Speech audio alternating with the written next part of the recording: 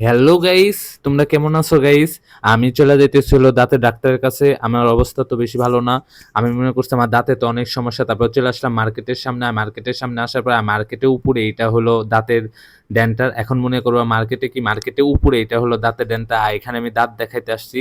আর দাঁতে আমার অনেক সমস্যা হয়েছে। আমি মনে করছি আমার দাঁত অনেক খারাপ হয়ে গেছে। তারপরেও আল্লাহর রহমতে ভালোই আছে। পরে বললো হলো না ভালো আছে। তারপরে চলে আসলাম তিনতলায়। তিনতলায় আসার পরে আর ফুল ভিডিও দেখলে বুঝবা দাঁতে কি হয়েছে। তারপরে আসার পরে এখানে আসলাম। আসার পরে এখানে দাঁড়াইলাম। দাঁড়ানোর পরে দেখলাম নিচ থেকে গাড়ি কিরম দেখা যায়। এরম দেখার পরে তারপরে হলো ভিতরে ঢুকলাম। আর এখানে দেখলাম একবারে ফাঁকা। আর ভিতরে রুগী আছে। আর আজকে হলো অনেক রুগী আসছে। আজকে শুক্রবার, এর জন্য আমি এখানে দাঁড়ায় আছি। আর দাঁড়ায় না থাকার উপায় নেই, কিসের জন্য আজকে রুগী আছে। আর আমি আজকে দাঁত দেখাইতে আসছি দাঁতে কি সমস্যা হয়েছে।